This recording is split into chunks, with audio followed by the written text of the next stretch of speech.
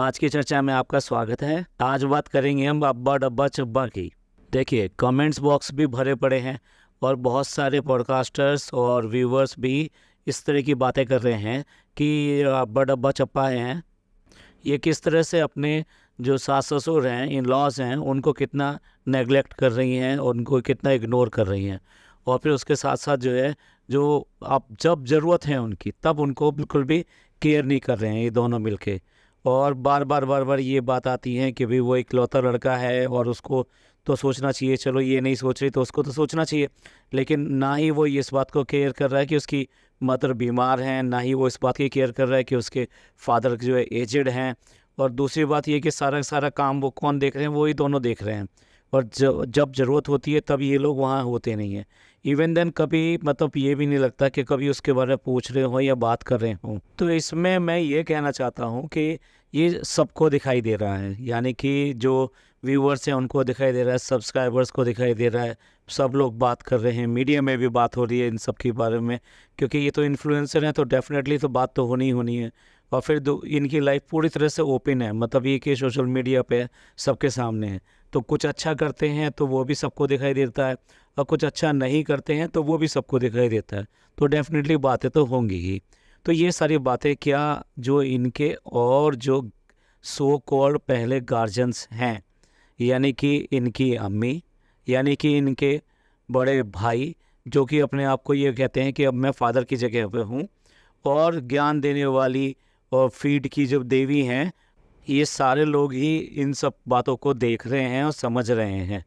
और फिर रिलेशंस कैसे कैसे कब कब निभाए जाते हैं, क्या इनको सबको पता नहीं है क्या? तो इसका मतलब ये सारे के सारे लोग देख रहे हैं। या फिर दूसरे वर्ड्स में ये कह सकते हैं कि इनकी कंसेंट है। कंसेंट का मतलब ये है कि ये भी सहमत हैं, ये भी ये जो देख रहे हैं इसको ठीक समझते हैं। या फिर दूसरी एक और बात हो सकती है, इग्नोरेंस। इग्नोरेंस मतलब ये कि इग्नोर कर रहे हैं कि जो भी कुछ हो रहा है वो होने देते हैं, हमें क्या फ़र्क पड़ता है।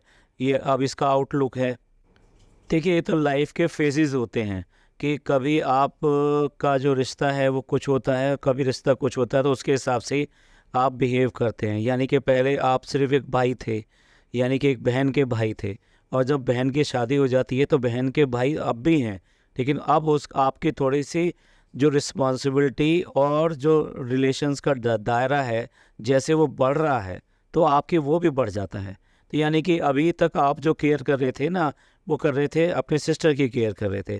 अभी आप जो केयर करोगे, मैं ये नहीं कह रहा कि आप दूसरे के पेरेंट्स की केयर करोगे या उसके हस्बैंड की केयर करोगे, बट उस रिलेशन की केयर करोगे, यानी कि वो उस रिश्ते की केयर करोगे।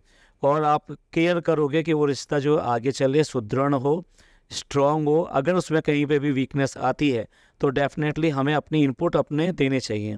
तो ये जो भाई साहब हैं, जो जनाब हैं, जो सो कॉल्ड इतने मैच्योर बनते हैं कि वो एक फ़ादर का स्थान लेने को तैयार हैं और कहते हैं कि मैं फ़ादर की तरह कर रहा हूँ, तो अब वो ये सब चीज़ें उन्हें नहीं दिखाई देती हैं क्या?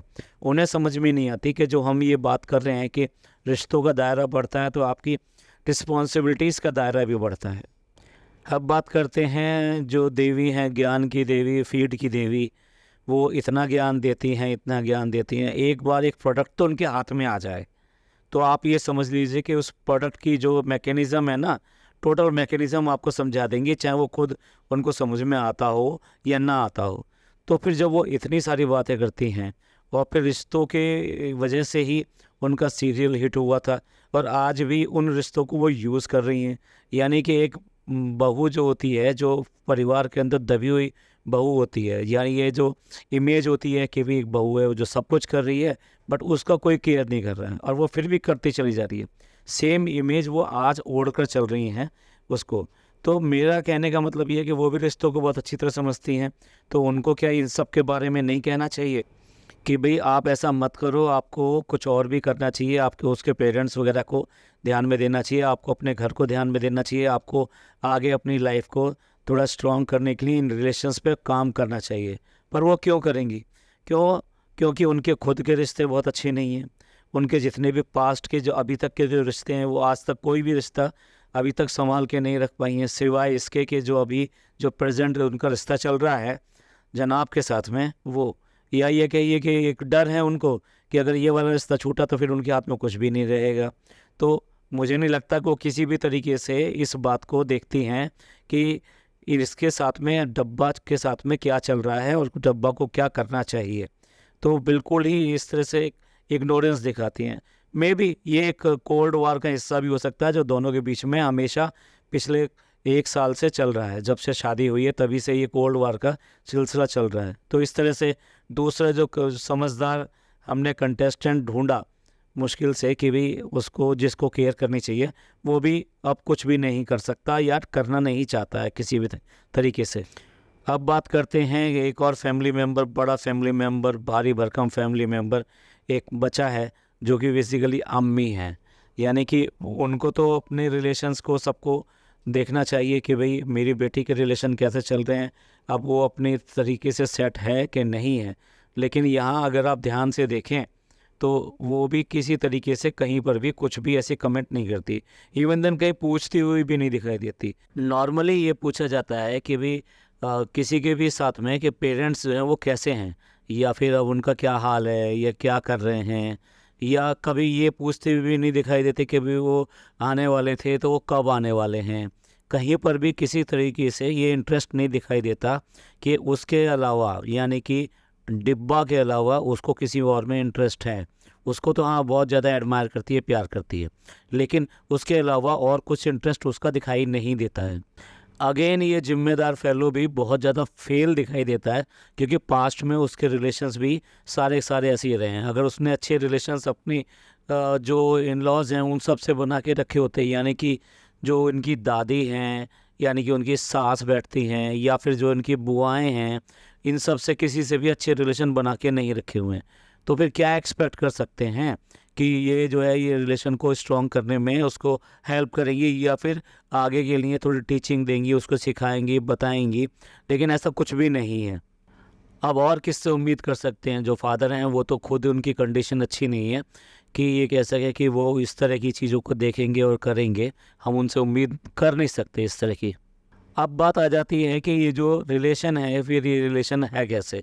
यही वजह थी कि जिसकी वजह से ये जो शादी है, इस शादी से वो लोग नाखुश थे, या फिर ये कहिए कि वो करना नहीं चाहते थे।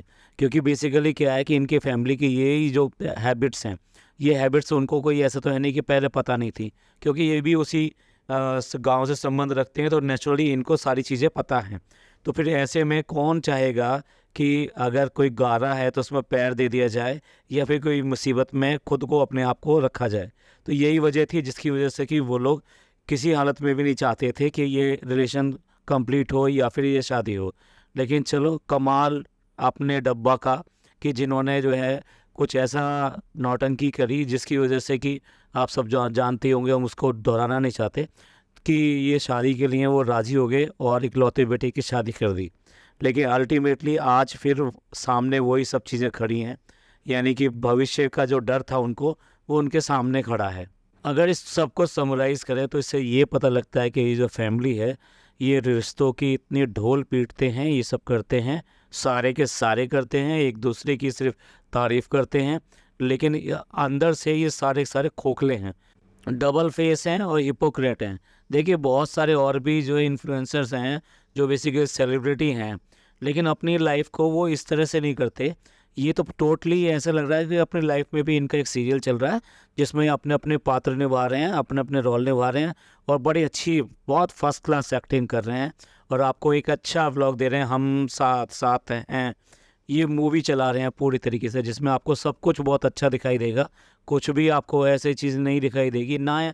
इवन देन यहाँ तक भी नहीं है कि किसी से कोई गलती होगी तो दूसरे ने फटाफट उसको बोला होगा नहीं भी ऐसे नहीं, ऐसे करना चाहिए।